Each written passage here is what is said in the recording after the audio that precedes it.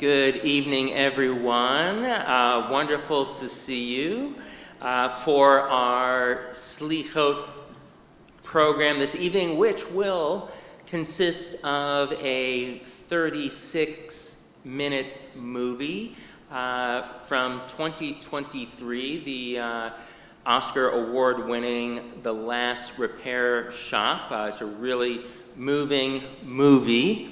We'll follow that with a sisterhood-sponsored wonderful oneg, desserts in the social hall, and then that will be followed by our prayers of forgiveness, officially ushering in the High Holy Days. Even have a new tie just for the High Holy Days. So without further ado, welcome to those who are watching at home, and of course, welcome to all of you here.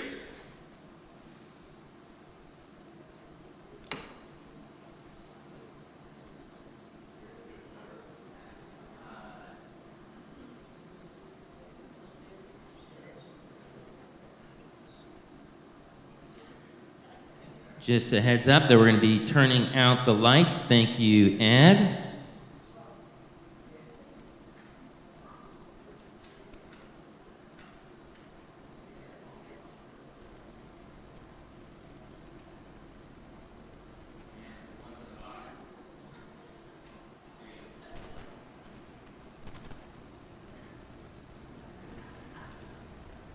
I love the violin.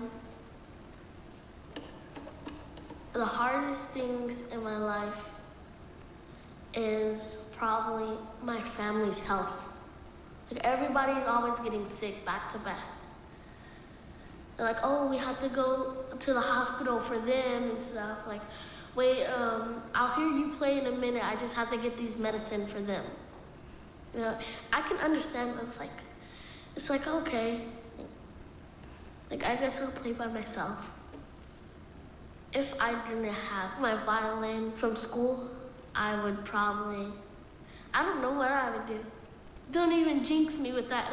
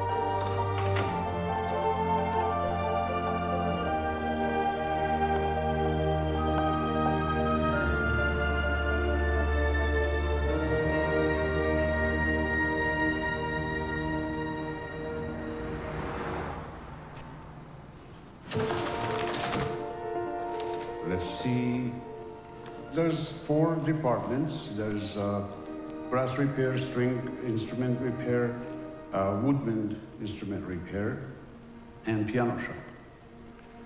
With the strings, okay, some of the writings are like doctor's writing, so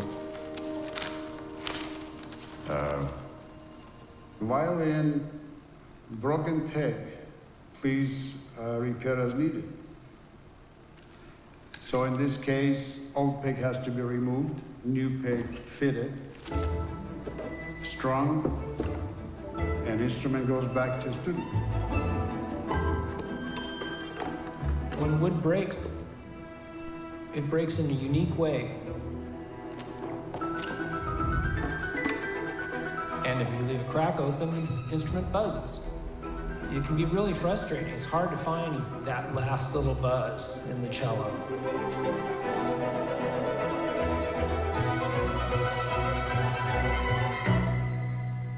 You find it, and you're like, oh good, it's gone.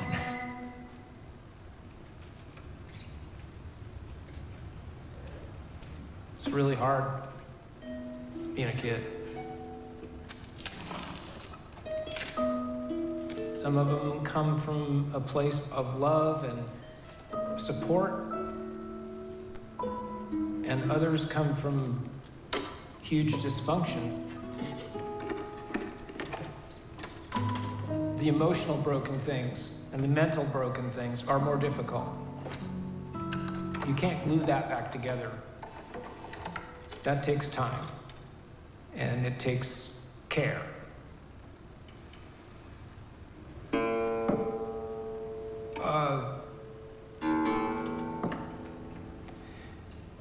Well, by the time I was 27 or so, I begun the process of coming out.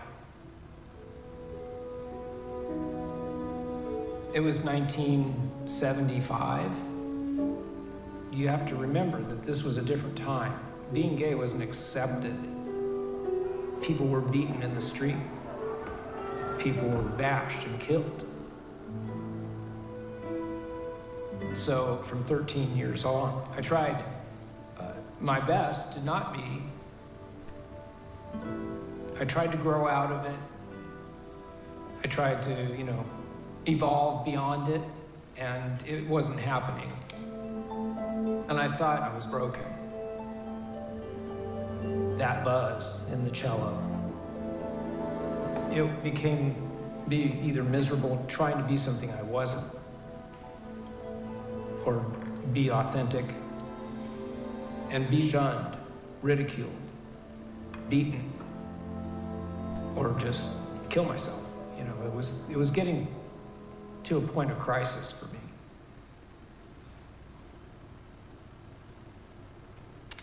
My mother and father were both musicians, and my mom taught me music is like swimming. The rhythm is constantly in the moment, and if you stop, there's no music. Whatever you do, don't stop. Keep going. No matter how bad of a train wreck it is, just keep going. Don't quit, don't give up. Persist.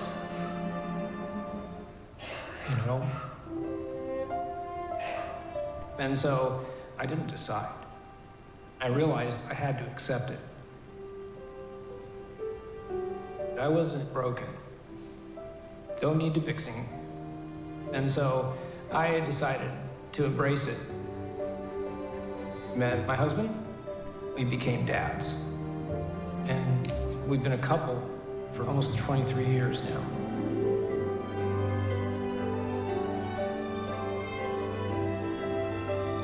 And so I'm still here. Alive. Free to be kind, be loving, be authentic. So, it's not easy being a kid, but we try to make at least the playing of the instrument part as good as it can be.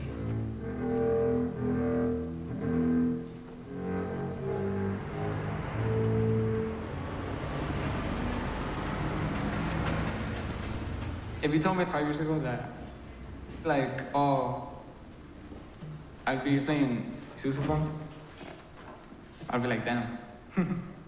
I think you're lying to me, bro, because that's not it. I don't know how to play anything. Because I could never have at that age an instrument that expensive. Like in my home, in my neighborhood, we could never afford it, in my opinion. I used to beg my mom and my dad, I used to beg them to buy me one. And they'd always tell me the same thing. Me decían, o la tuba o tú, which means either a tuba or you in the house. And I'm just like, oh, well, I guess that's not an option. But luckily, I had a sousaphone at home from school.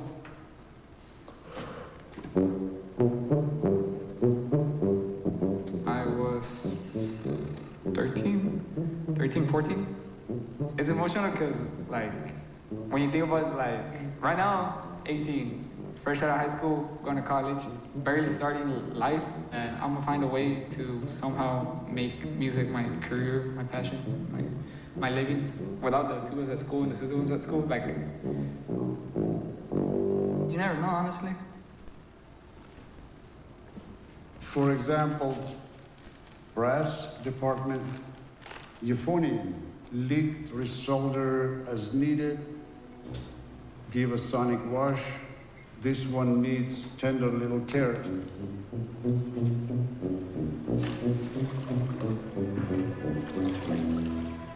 A lot of times I wonder what kind of little hands hold the instrument before me.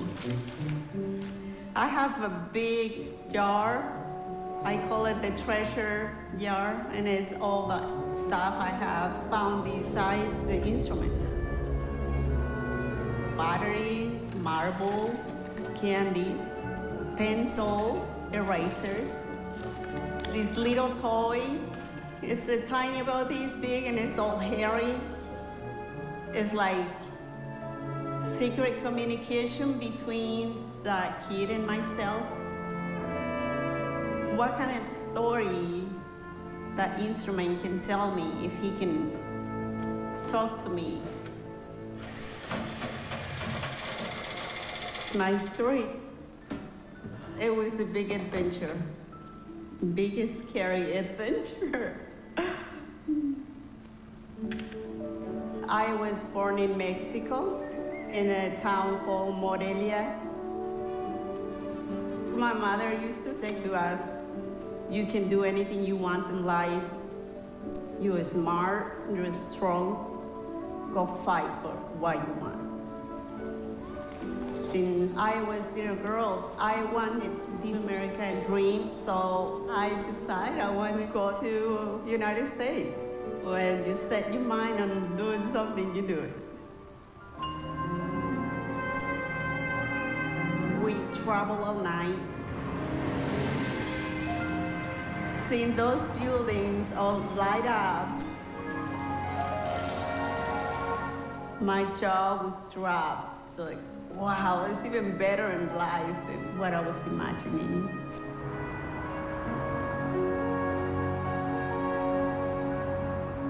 I was single mother with 2 kids, very small. My daughter was 3 and my son was 6. You have to figure it out. I started working at a music store in Thousand Oaks. The owner said, okay, I'm gonna give you a chance for a week, 1 week. Vacuum the cases and preparing the musical instruments for him to get them fixed. So after a week, he said, you know what? I think we're gonna keep you a little longer. Worked in that store for 7 years. My son, he said, Mom, I would like to try clarinet. $20 a month, the rental. It was a lot for me. I was single mom, remember? And I couldn't afford it. We were so poor.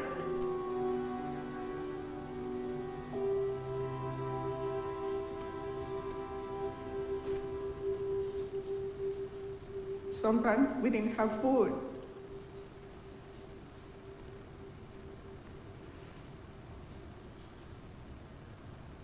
Sometimes we didn't have nothing for Christmas. I came to this country thinking, yes, this is the American dream. And when I didn't have food for my kids, I felt like, this is not an American dream.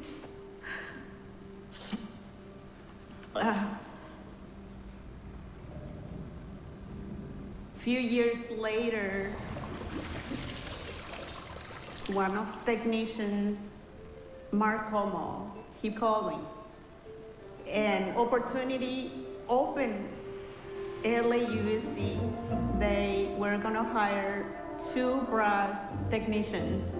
You need to go there. You need to take the test. When I came to take a test,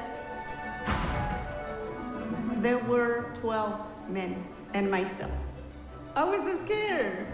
My heart, it was like it was gonna come out of my chest. I thought myself, I have no chance there. But I remember my mother. You can do anything you want in life. You're smart, you're strong, you'll fight for what you want.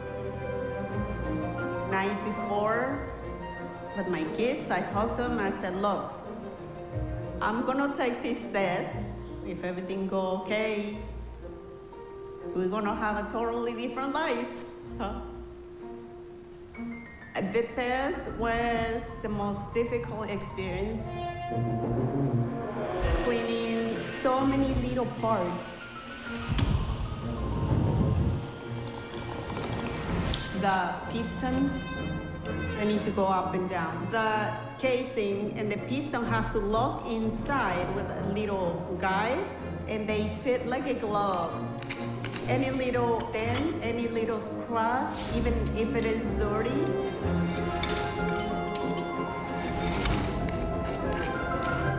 it won't play. I did a test, and I went home. I was sad and disappointed because I felt like I never have a chance. I think they're gonna do much better than me. I didn't even want to wait for LAUSD to give me the results because I was almost sure that I wasn't gonna get it. Especially because there was only men working in the shop. I just forgot all about it. I felt like, put that behind me and don't get excited or anything because it's not gonna happen. Yeah.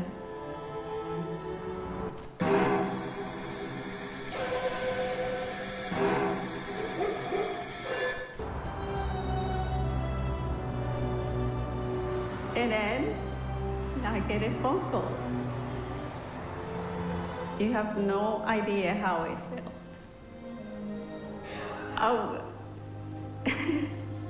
I was screaming, jumping. When I saw my kids that night, it was like, yes, we did it.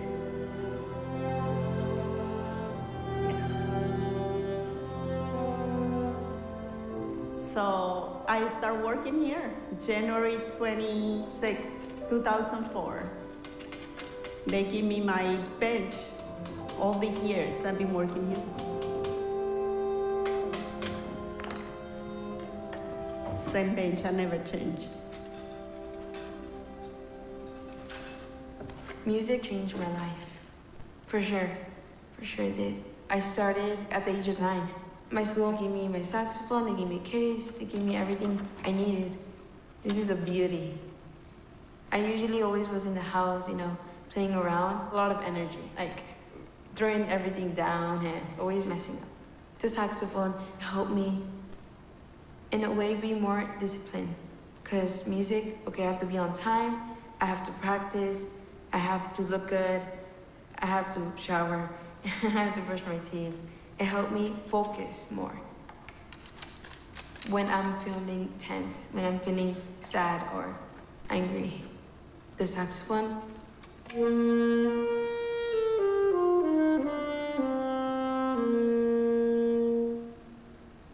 calms me down.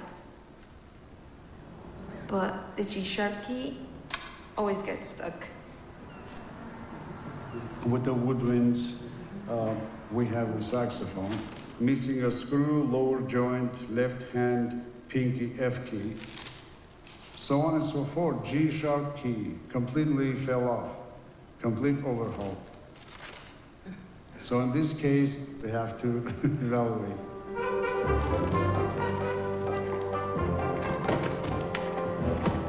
Let's see. The wonderful woodwind department. They all got keys and screws and rods and springs.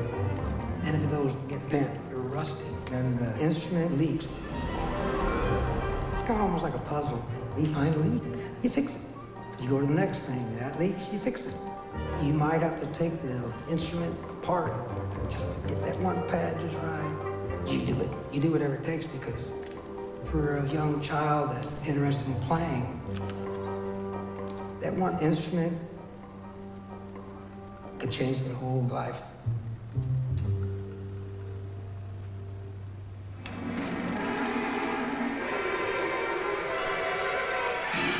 The whole reason why I wanted to learn how to play music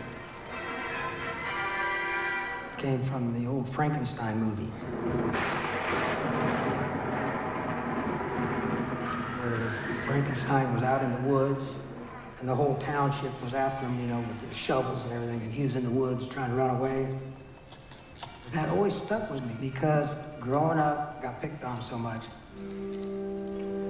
I don't know what they thought, really. I was kind of in my own world. Some people would say maybe a little off-center. Yeah. Yeah. So when I saw that spot in the movie where the old blind gentleman lived out in the woods, he was sitting in his house by the fire, and he's playing the violin, and Frankenstein hears it, and he almost gets tears in his eyes from the sound, and he follows it. And of course, the blind man hears somebody at the door. He says, "Come on in," and he fixes tea and all this stuff. And I'm going, wow, the bow is going across the strings, and it made the monster cry and relax. That was such an impression on me. And then years go by, and I was at a swap meet, and I saw a violin sitting there that somebody was selling. It just all came to me. It's like, this is what I want to do. I want to play that violin. I looked at it, and he said he wanted $20 for it. I think I only had $5.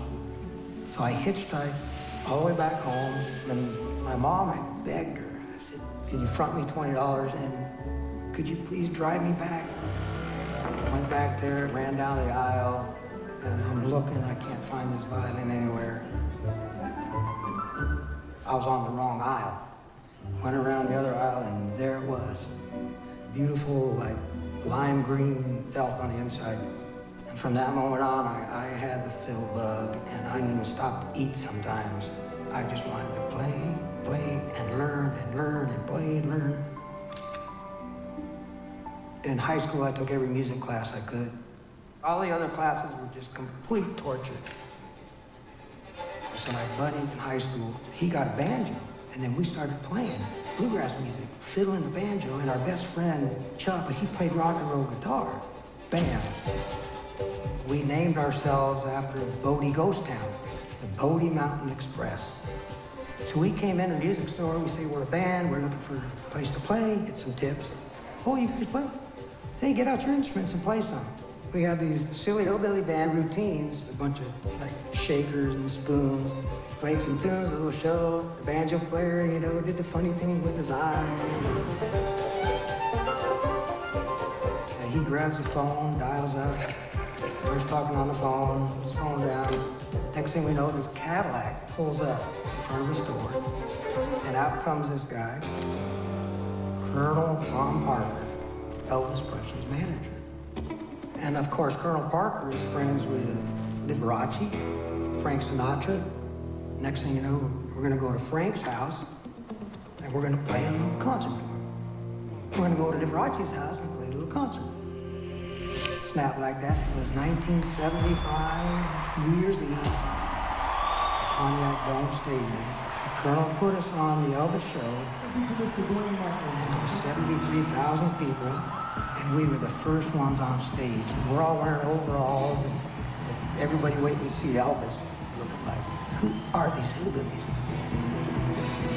But it's the highest grossing one-night show that Elvis put on. A few years after that, they hired us to play at Knott's Berry Farm, and so we played there. That's how I met my wife. She saw me playing at Knott's Berry Farm, thought I was the greatest thing ever because I was up there playing the fiddle. And then next thing you know, Disneyland sent a talent scout and just hired us on the spot. The only thing is, we need you in Florida, at Disney World. Sure. The Colonel, we had a close relationship. Yeah, Colonel Parker was my son's godfather. Sounds like a made-up story, but I mean, it really isn't. That $20 fiddle I found at a swap meet has taken me all over the world. That $20 fiddle has taken me everywhere.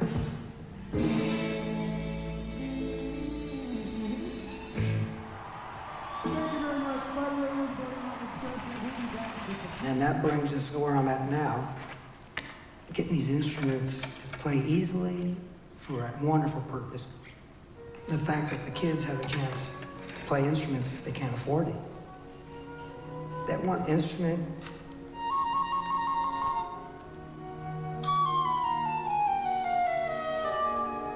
could change their whole life. In a way, you know, you can feel like, you know, you're fixing an instrument for the future Grammy winner, if you want to kind of dream a little bit, you know.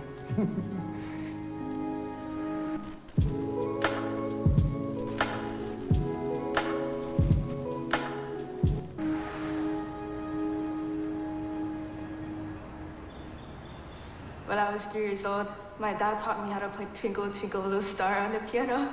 I actually vividly remember that.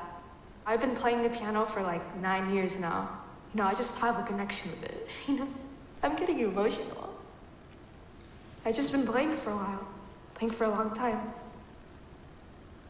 Mental health is something that's like very hard to manage sometimes, especially if like everything that's going on in your life, like school and thinking of what you want to be. It's very stressful sometimes. I guess I'm just scared of like failure, you know? Like I'm scared like I won't like find a purpose in life. But once I go on stage, all that tension goes away. When you play on stage, you have like this overwhelming presence and like, you know, the audience is like somewhat like attracted to it, you know? Everyone's just watching you. And you feel a certain power.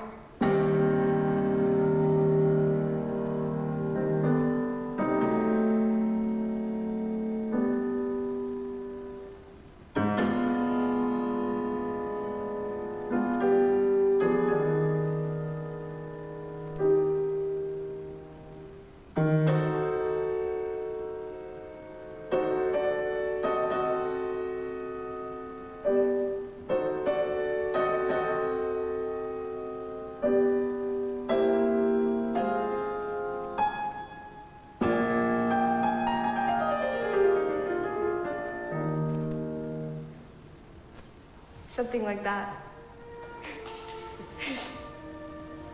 Pianos. Let's see if we find anything interesting here. As supervisor, I have to make sure that all instruments are repaired in a timely manner, that shop is all up to the safety and all the employees are happy because we are a family here. I'm a supervisor here, but I started as a piano technician. I always remember the first time I saw the piano. I was a little Armenian boy living in Baku city, a former Soviet Union, Republic of Azerbaijan. The piano tuner would come in the middle of our music class and take the piano apart. And he would mute every string and then go to another one and go move to another one and another one. And I was sitting at the first row. I'm thinking, God, so many strings. And he had to do every single one.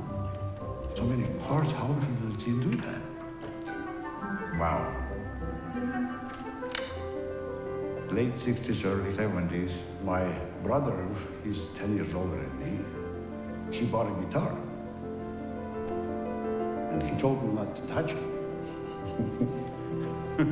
One day he was at the college, so I took the guitar, and he comes home, who touched my guitar? I told you not to touch it. I said, well, I just played a little bit. He says, oh, you mean you played the guitar? I go like, yeah. My brother realized that I wasn't just touching the guitar.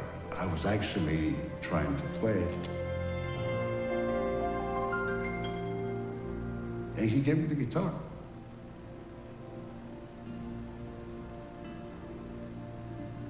I had the guitar all the way until the day I moved to the United States. Yeah. My parents couldn't imagine that something bad could happen because God, we had friends, we had neighbors that we lived for all these years side by side, and so nobody would think that a war would start. It was 1987, 86 or 87, city of Baku. They start kicking all the Armenians out. Day by day, it was becoming difficult. We would gather together outside of our buildings, on the streets, and we would make bonfires and just guard our homes all night. But day by day, there's less and less and less people with us because people are moving out. They're afraid to stay. My dad was optimistic because, Steve, I'm not moving anywhere. I never harmed anybody, never did anything bad to anybody. We live in the Soviet Union. Our government will never let anything like that to happen. Well, he was a very wise man, but what a mistake that he did. That he didn't listen. He was at work and somebody just came from behind and killed him. I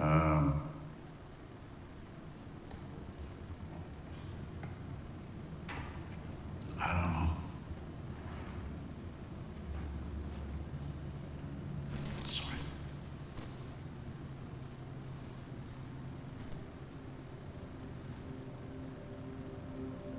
Samson.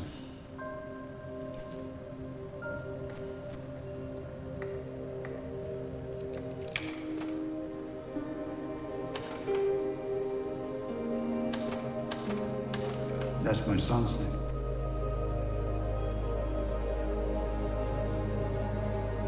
I was 20 years old. I had to take my mom and get out of there. So we just pretty much locked the doors. We left everything. Family albums, and of course, my brother's gift. A guitar. It wasn't easy even to get to the airport because you still look like Armenian, and on the street, people can stop you and harm you. So thanks to my friends, Azerbaijani friends, they took us to the airport, and they basically created a human corridor in airport so we can go through it.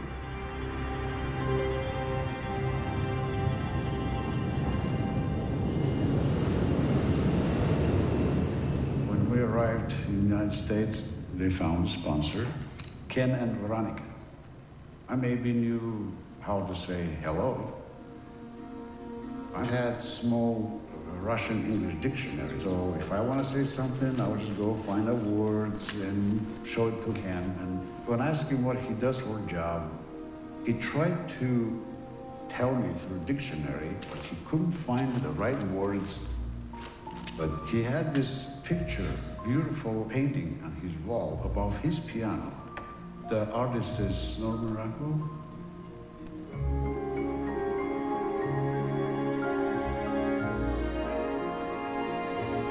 So he pointed at that picture, and I remembered me watching the piano tuner at the school, in the classroom. Oh, God, is it possible that he tunes pianos? And then, of course, ding, ding, ding, you tune, you know, he's like, yeah, yeah, yeah. And we started laughing, and he says, would you like to help me around the piano shop? I was delivering pizzas, I was shoveling snow, moving furniture, and doing anything. And I said, sure, absolutely. You're starting tomorrow. $4.25 an hour. I said, yes. Then, of course, Shan would send me to Yamaha schools, to Baldwin schools, to Steinway school. After what happened in the past, I lost that urge to follow the music, to be in the music, to stay with the music. But life brought me back to it. Ended up being a piano tuner.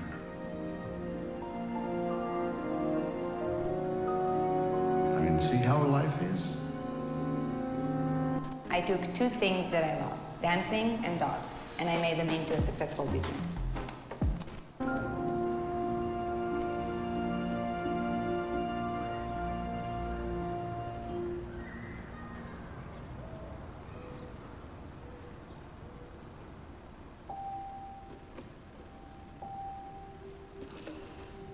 I love the violin.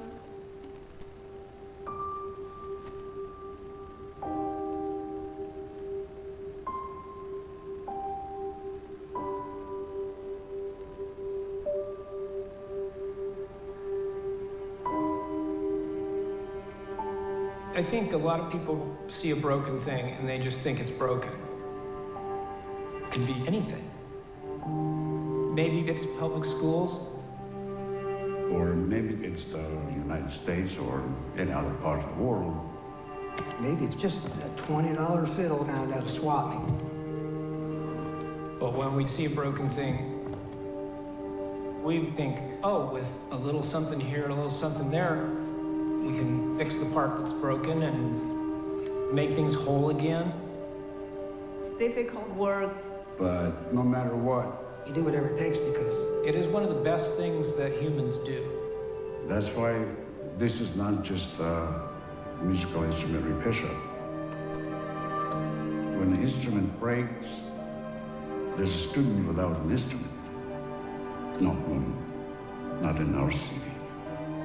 we know it could change their whole life. Even if they don't know me,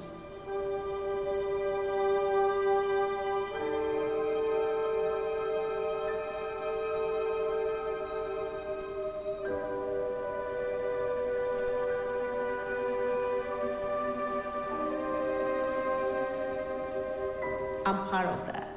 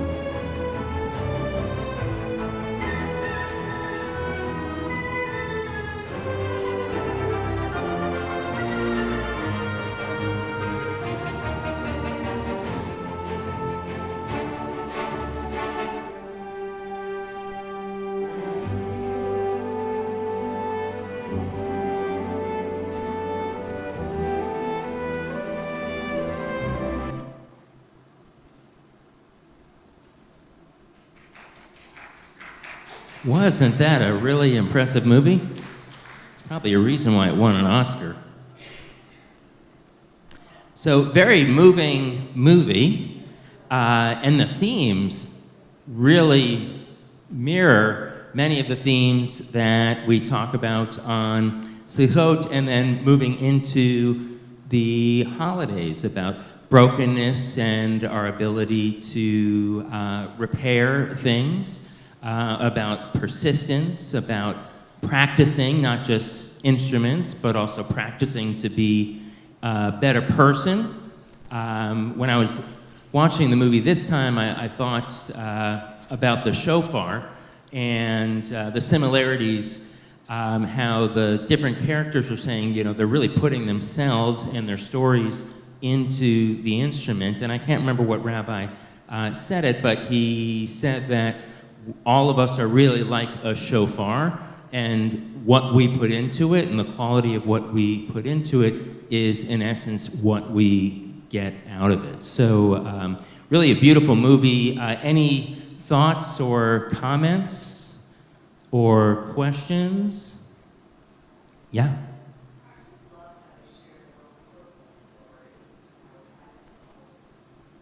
Yeah, so loving the personal story. This is just for the people who are watching at home. Sure, any other thoughts?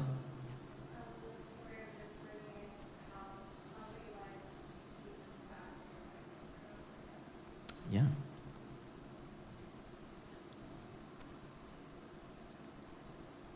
Yes. I thought what the students were saying was beautiful, and that they felt it, that there's got to be a feeling between the instrument and the person for them to really do a good job with it. And some of the stories with the kids, I mean, you know, not being able to afford $20, you know, for the monthly rental. I mean, I remember when my kids, when Avi was younger, and we started out, one of the first instruments was a rental. I remember it was about like $20 a month. I think when we got a saxophone for a little while before we actually bought one.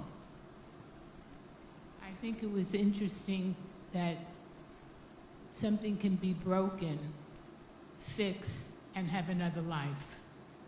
And that's what I got out of it. Very nice. Just like people, absolutely. Absolutely. And then, you know, even the part with the cello and kind of, you know, finding the little part of the wood and searching for it just to make the repair so that the little buzz goes away. I've always felt that the music teachers in the public schools don't get enough credit. I know when my grandchildren started just in elementary school, I think it starts maybe second grade. By Christmas, they put on a concert.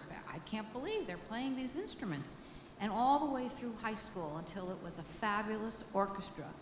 And they just do a wonderful job in our schools. And the music departments, I don't think, get enough extra credit. Very well said, and a lot of it for the kids, but also for the four different repair people plus the supervisor. It was about finding purpose and direction in life, and the music in different ways allowed them to do that, and in and of itself was a measure of healing for each of them, either in the repair itself or the beautiful music that came out of it. Because as you saw, like with the flute repair, you know, he was a fiddle player, but I think he was the one who was doing, you know, playing the flute. So you learn how to play a lot of different instruments in that type of a job. And I would think so. I mean, this was made in 2023. I mean, so yeah, absolutely. It's about being kind, being authentic. I remember one of the technicians was saying, you know, don't let the music stop. And there was also at the end, I think, especially when the gentleman was talking, the supervisor, about Baku, and he was speaking about his father, you know, it really spoke to the importance of memory, which is very important in Jewish tradition with the 4 Yizkor memorial services and the closest one that we're going to do on Yom Kippur as well. And also just a reminder that there's a lot of things that are broken in the world, and we need to do our part to try and make the world a better place. And even when we're at the most happy, like for instance a Jewish wedding or something like that, the smashing of the glass is a reminder of that you know, even at our highest points, it's important, you know, to still remember that there are people who still need fixing, and God willing, we can do do our part. Yes. Read something out of the paper about how the Armenians were so mistreated, and but to watch it and see it actually happen to a family. And the father one day is there, and the next day it was okay, evidently, to kill somebody. And it's a little scary, and it rings true to the anti-Semitism. I felt it. I mean, just because they were Armenian or because they looked different, or maybe they, had different customs. And here I was watching the last Formula One race before a 4-week break was in Azerbaijan, in Baku, and then, hearing how far, it's come is very interesting. Well, thank you so much for the discussion, participation. Hope you really enjoyed the movie. I think you did. For those who are watching at home, we're going to have a little oneg, and we can say the motzi, and then enjoy that. And then following that, we're going to come back in for the Selichot service of forgiveness, which is give or take 40, 45 minutes. Baruch atah Adonai Eloheinu melech haolam, hamotzi lechem min haaretz. Amen. Say B'tei Avon, and let's enjoy. Sister put on a very good spread, and there's a lot of food.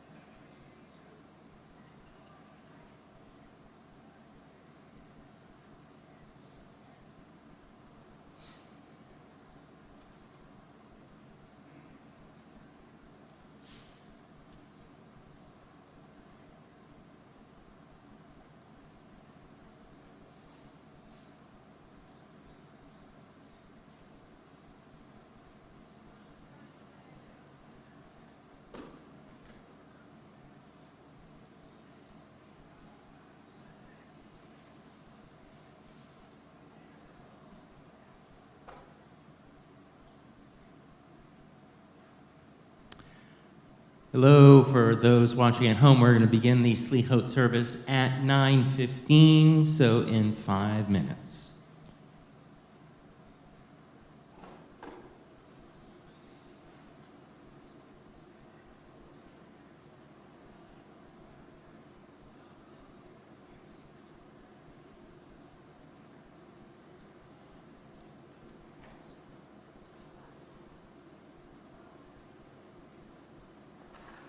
Time for action, Jack.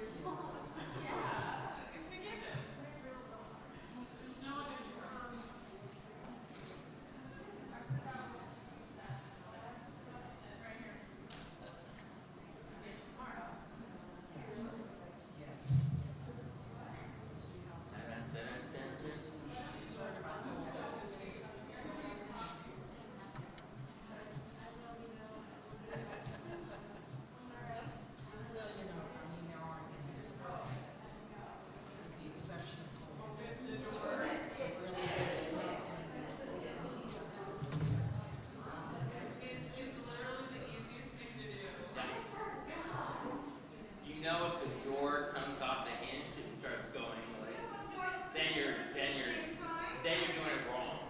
Well, you have to open it, but then you have to shimmy it a little bit so it pops up the thing, and then it opens up all the way. So there is a little bit of shimmy there. It's a magnetic closure. Like 17 times as much as pounding syrup, so you start really. Oh, I mean, you should.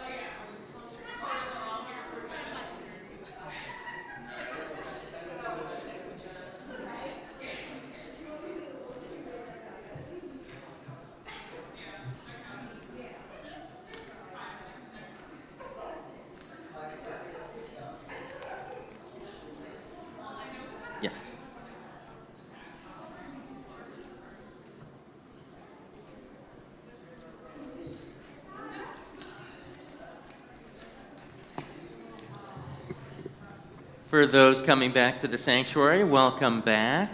And for those watching at home, Rabbi Matt Berger, joined on the bima with our cantorial soloist Allison Rosoff, and down on the ivories, our accompanist Joy Katzen-Guthrie. All of the prayers that you'll find on the slides are taken from a prayer book in the Mishkan Dwelling Place series. We typically use the blue Mishkan Tefillah, a dwelling place of prayer, for the high holidays, specifically the month of Elul. We're on the 6th day of Elul. And for the service of forgiveness, for prayers of Selichot. These are taken from Mishkan Halev, which means dwelling place of the Lev, or the heart. Thank Ed Marks for running the slides for all of us in the sanctuary and at home.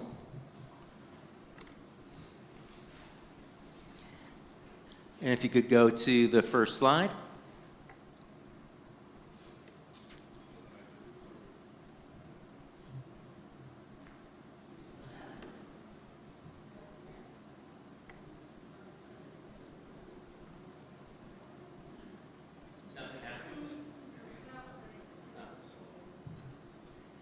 For all of these readings, you can feel free to join with me in the Hebrew or English. In the Middle Ages, in the Jewish towns and villages of Europe, the Schulklopfer, it's a Yiddish version of the town crier, would make his rounds from house to house, pounding on doors with a wooden mallet to gather a minyan or a quorum for public prayer.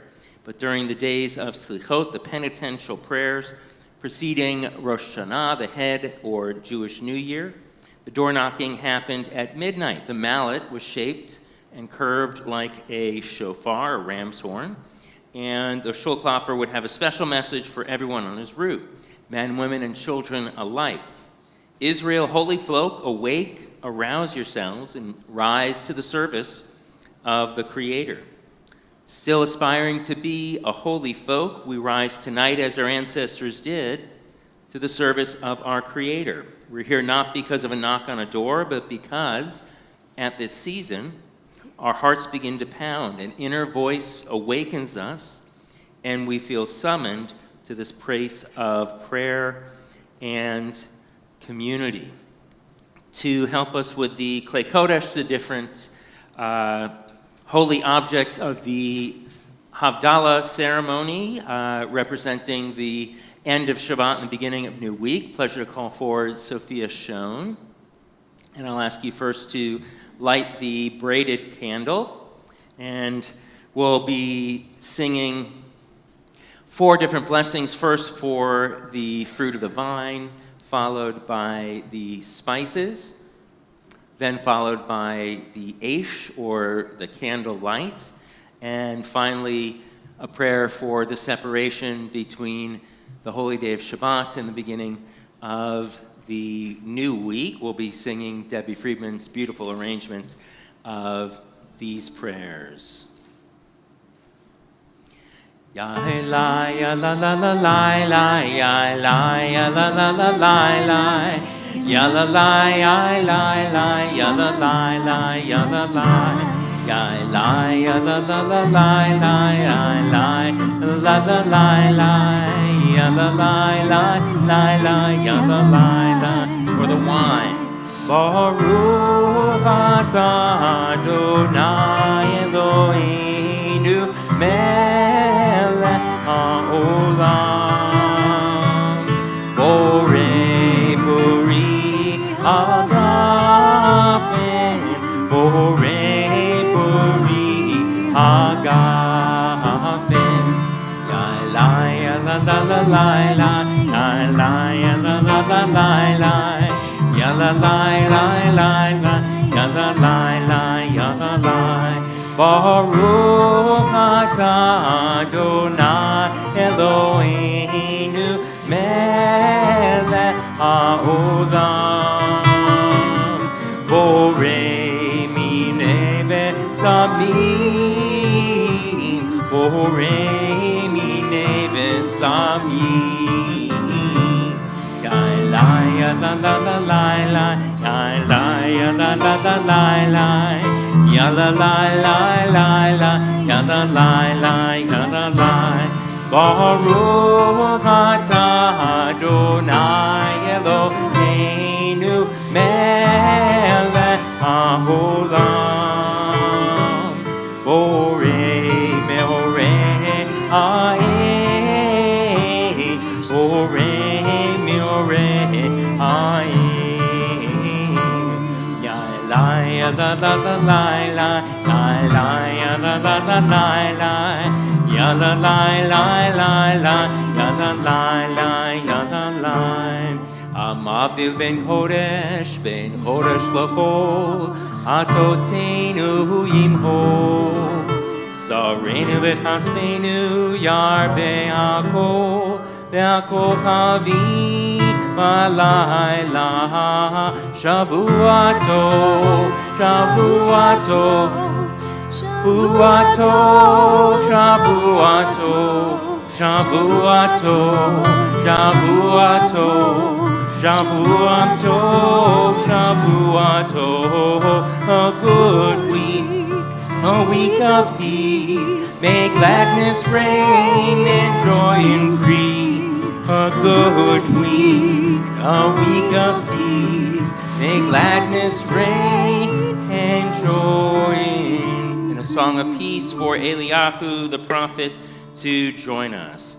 Eliyahu Hanavi, Eliyahu Hatishbi, Eliyahu, Eliyahu, Eliyahu Agiladi, Bimera Be'amenu, Yabo Eleinu, Moshiach ben David, Moshiach ben David, Eliyahu Hanavi, Eliyahu Hatishbi, Eliyahu, Eliyahu, Eliyahu Agiladi. Let's all say Yasher Koach to Sophia. Thank you so much.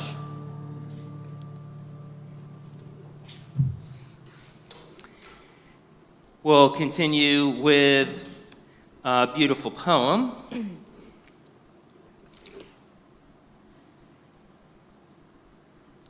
Last Sliver of the Moon. Be one more.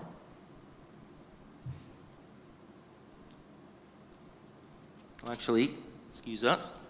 Actually, go back one. We're going to sing Ashivenu. There we go.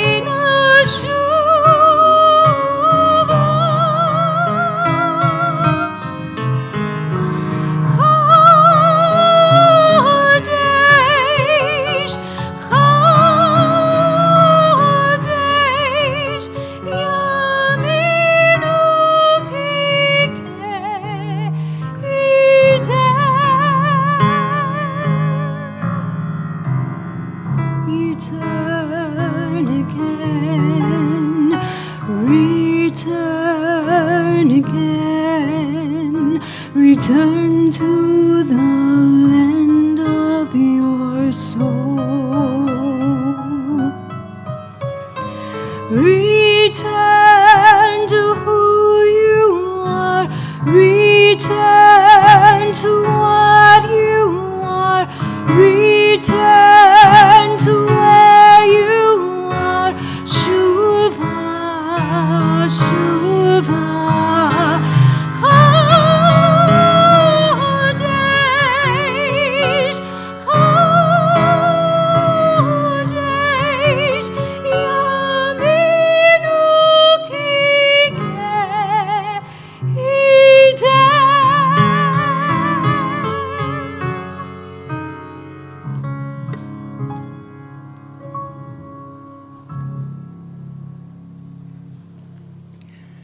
Last sliver of the moon, the waning crescent, small and slender, glowing in the east at the end of the journey.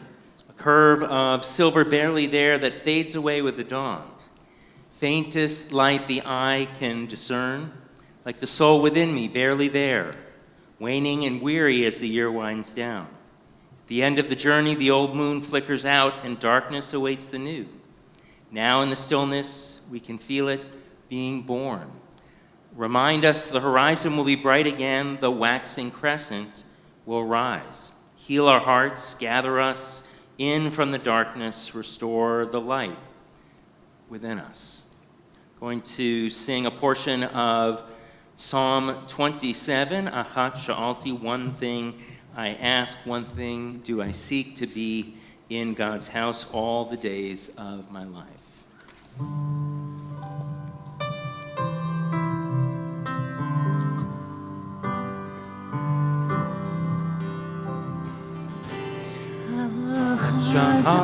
Sha'alti Liveit Adonai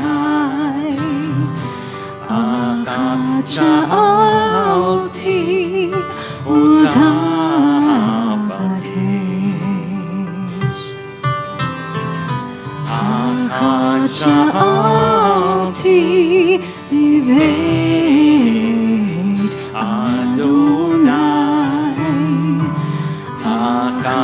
Sha'alti Otav Akesh Shivti, Shivti Beveit Adonai Shivti, Shivti O Yimei Hayai Shivti, Shivti Beveit Adonai Shivti, Shivti O Yimei Hayai Lechazot B'noam Adonai B'noam Adonai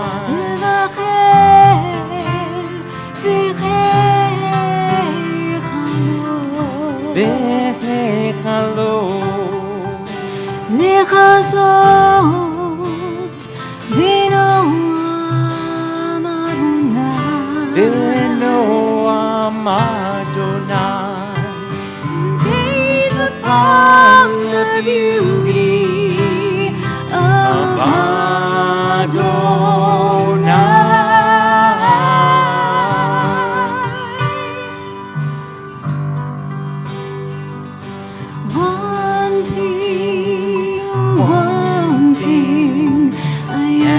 of you, Adonai, to be with you all of my life. Achad sha'alti beveit Adonai, Achad sha'alti otav hakesh.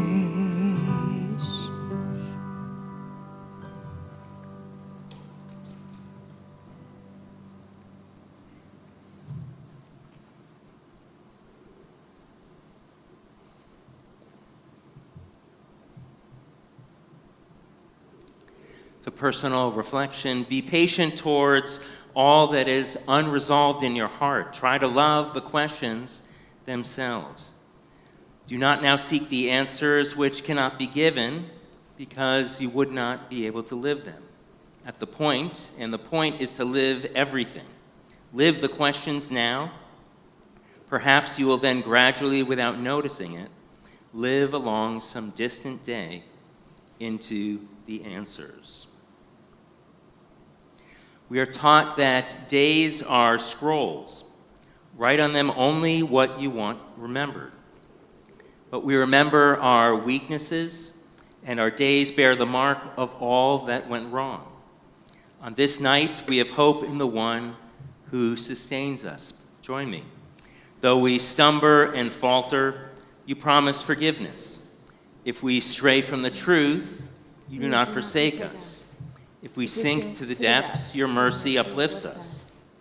If our urges betray us, your compassion is endless. If we distance ourselves, you do not disdain us. If we abandon your teaching, still you embrace us. If we seek you sincerely, your presence surrounds us. If we pray from the heart, you listen with yours. Though we stumble and falter, we are blessed by your promise. We are your people. Ki anu mecha.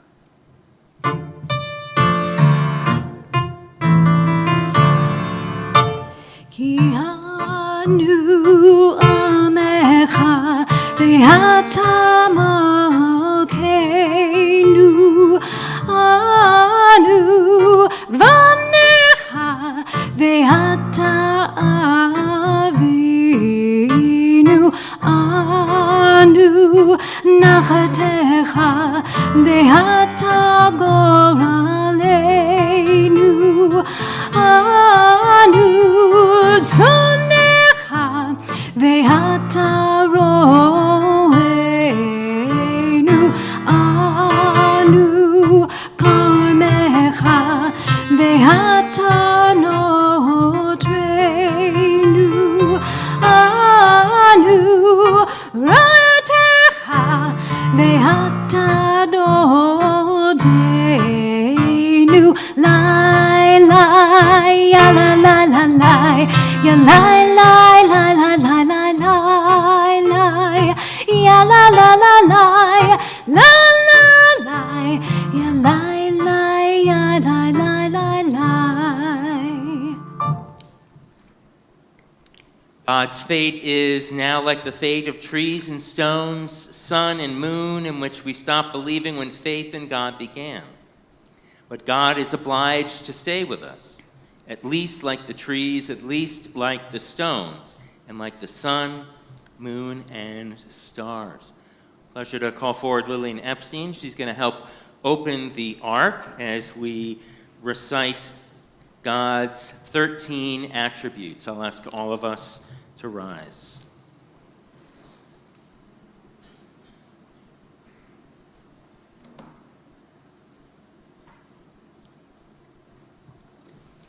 Adonai, Adonai, El Rechum V'Chanun, Erech Apayim V'Rav Chesed V'Emet, Notzer Chesed La'alafim, Nosei Avon V'Fesha V'Chata'a V'Nakeh. Adonai, Adonai, God compassionate, gracious, endlessly patient, loving, and true, showing mercy to the 1,000th generation, forgiving evil, defiance, and wrongdoing, granting pardon. Torat Darani Tamima Mishivat Nafesh. The Torah of the Eternal is perfect, renewing the soul. The testimony of the Eternal is enduring, making the simple wise. The precepts of the Eternal are just, rejoicing the heart. The instruction of the Eternal is lucid, giving light to the eyes. We'll sing a precious teaching, Eitz Chaim Hi.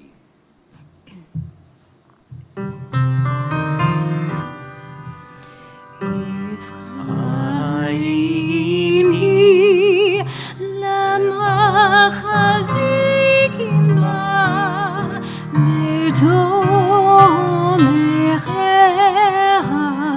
meoshar deracheha,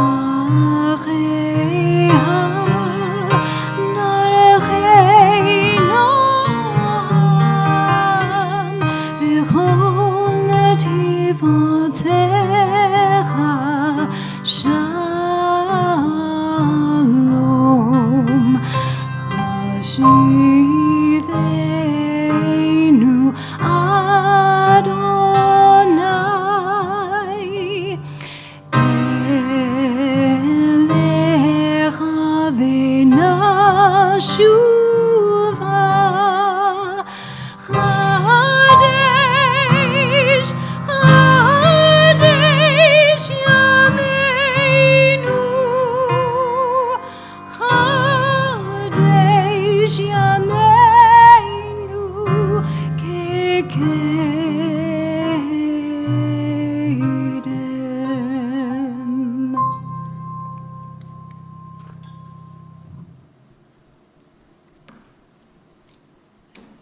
Feel free to be seated. Thank you, Lillian, for helping us open and close the Ark. Yasher Koach to you.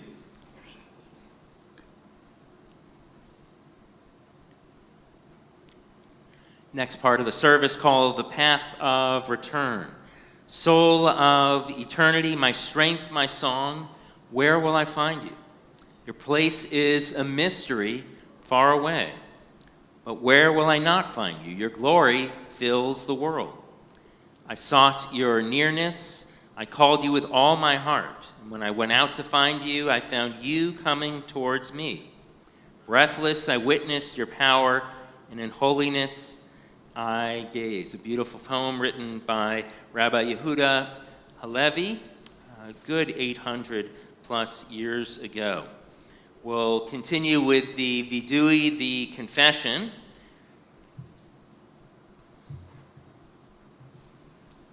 This is the call and response.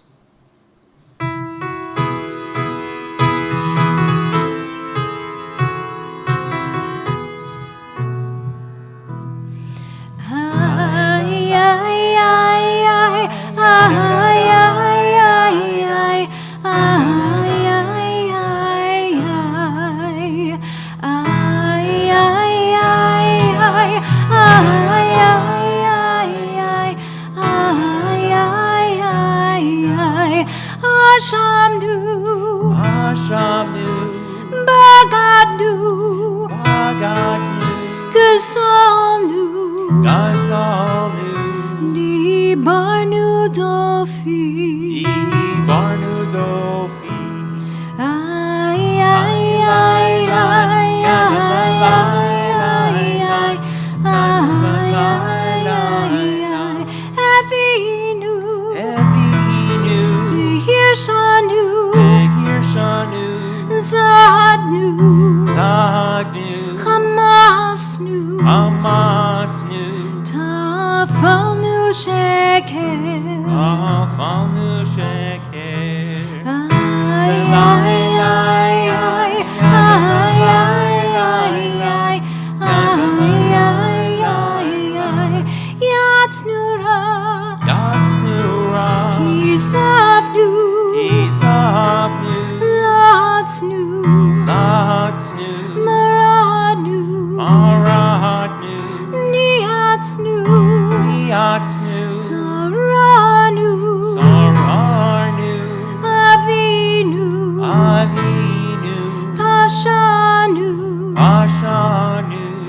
Taranu,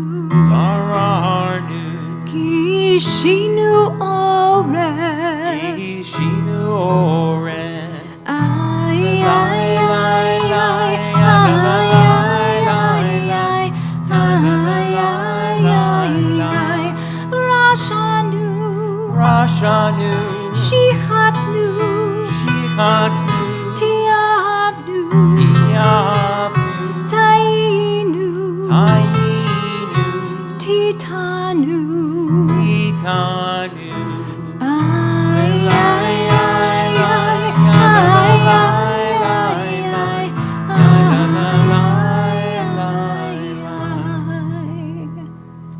Our next prayer is all hates, ways we have wronged, and the harm we have caused in our world. For these sins, our God, we ask forgiveness. Al hate shechatanu lefanecha be'ones uvratzon, the ways we have wronged you under duress and by choice. Al hate shechatanu lefanecha bezadon uvishgaga, the harm we have caused in your world deliberately and by mistake. Al hate shechatanu lefanecha bagalui uvasater, the ways we have wronged you openly and secretly. Ve'al hate shechatanu lefanecha biyodim uvlo yodim, the harm we have caused in your world consciously and unconsciously. Al hate shechatanu lefanecha b'sinat chinam, the ways we have wronged you by hating without cause. Ve'al hate shechatanu lefanecha bir chilut, the harm we have caused in your world through gossip and rumor. Al hate shechatanu lefanecha b'tzarut ayin, the ways we have wronged you through a selfish or petty spirit. Al hate shechatanu lefanecha b'imutz halev, the harm we have caused in your world by hardening our hearts. Ve'al kulam elohas lichot salach lanu mechal lanu kaper lanu, for all these failures of judgment and will, God of forgiveness, forgive us, pardon us, lead us to atonement.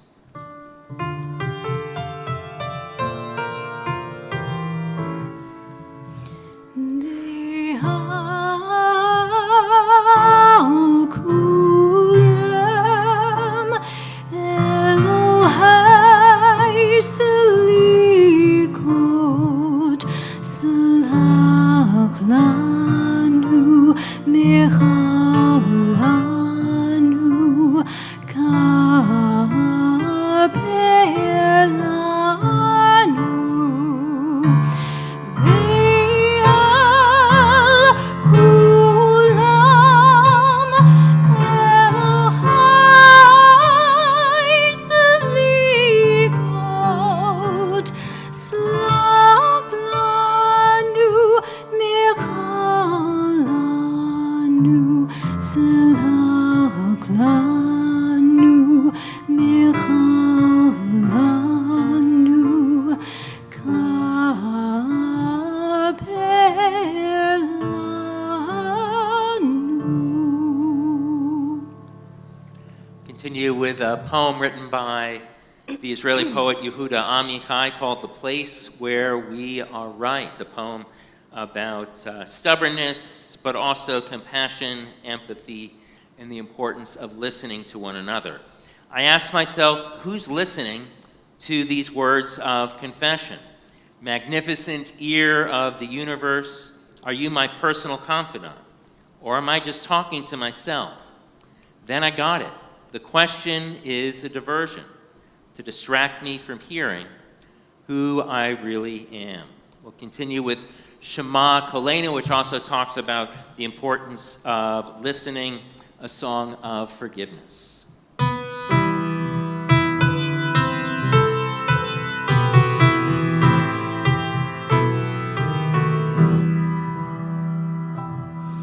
Shema, Shema, Kolenu, Shema, Kolenu, Shema, Shema, Kolenu, Shema, Kolenu.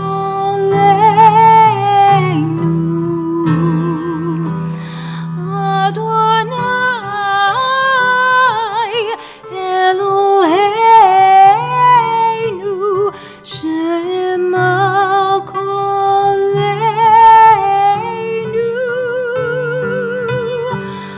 Adonai Eloheinu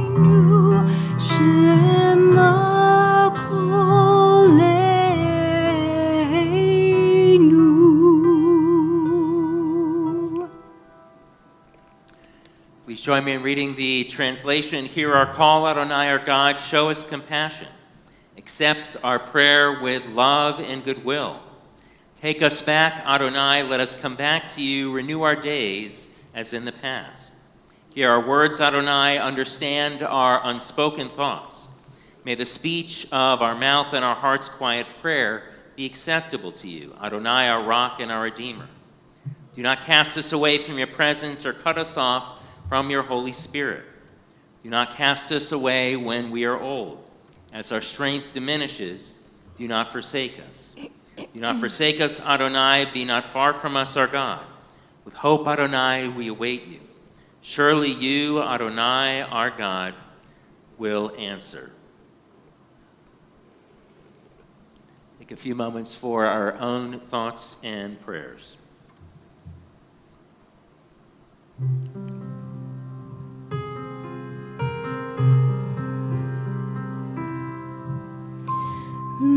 Ritzei Adonai Eloheinu Be'amecha Yisrael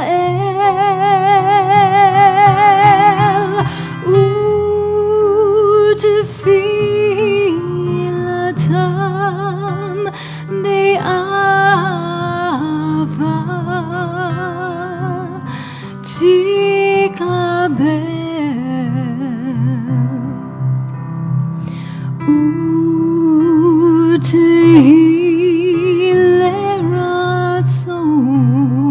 Utehileratzon Tamid Havodat Yisrael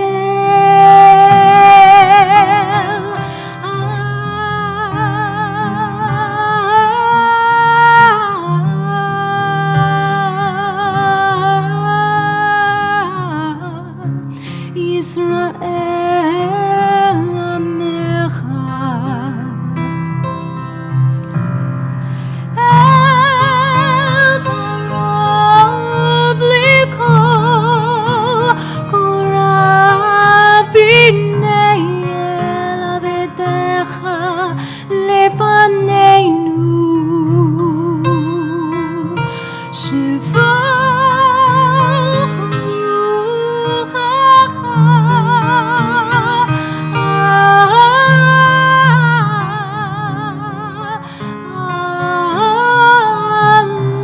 Aleinu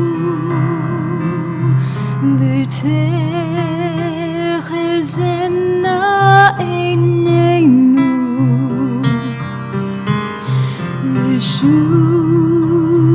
Beshuvecha L'Tzion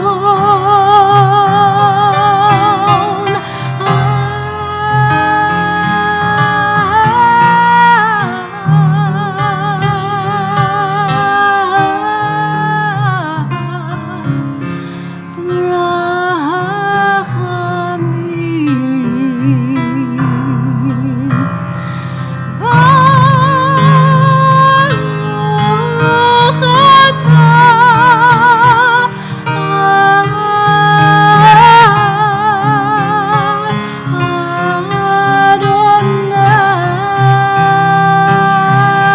Adonai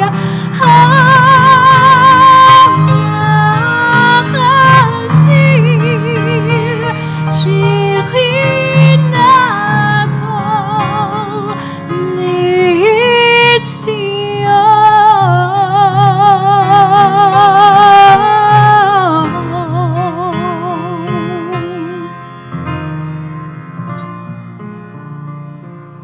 L'Tzion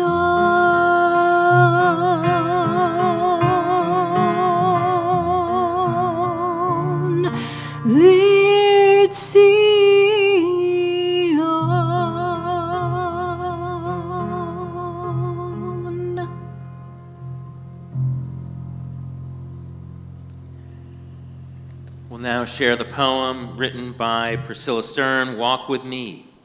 Walk with me into the woods, leave the edge of the forest behind. Come deep into the green until the shafts of sunlight are lost. Feel the stillness of the center. Walk with me to the top of the hill, leave the broad path behind. Up beyond where the trees grow. Hear the quiet of the heights. Walk me into this new year, into its demands, into its joys, into the clamor of its unfolding. Walk alone, each of us on our own right path, with the echoes of the blast of the shofar, with the stillness of the center, with the help of our God. We'll rise now for Avinu Malkeinu. I'll invite J.C. Velasquez to open the Aron Kodesh, to open the Ark.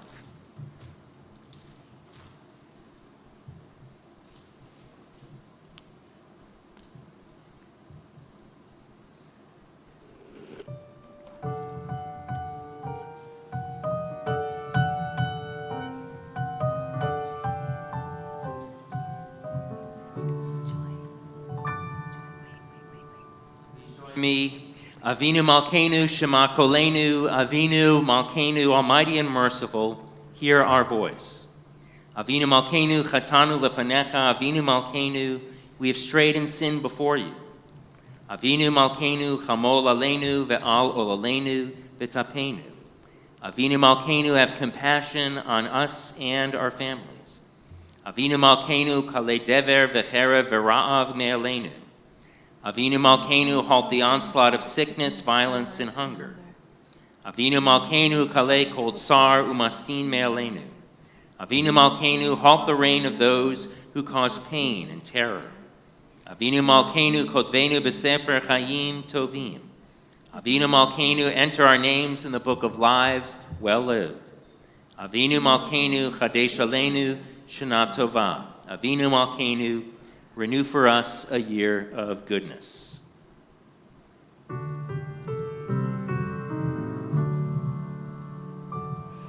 Avinu Malkeinu, Avinu Malkeinu,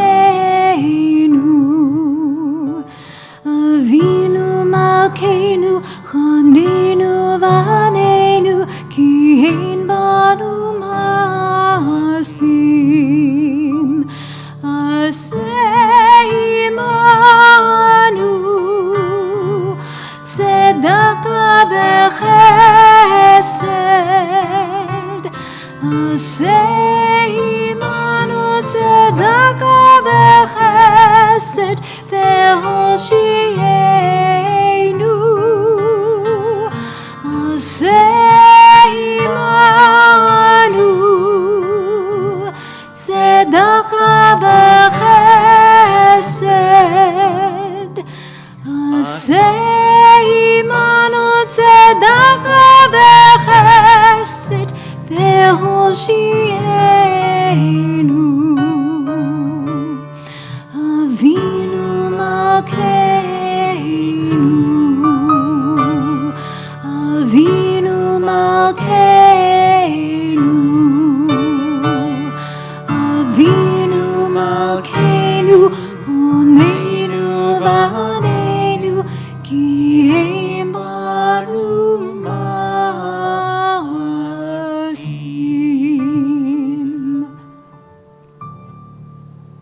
I'll ask us to remain standing, Ashakot JC, for the three sounds of the shofar that I'll ask Allison to call out, a tekiah, and finally a tekiah gedolah.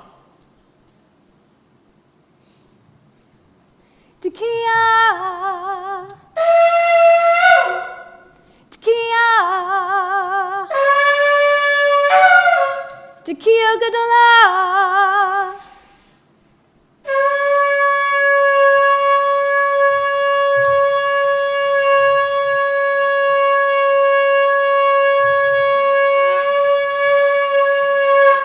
Woo! Many thanks to Allison and Joy, also to Ed in the back. A couple brief announcements. Now you should be able to hear me a lot better. A couple brief announcements.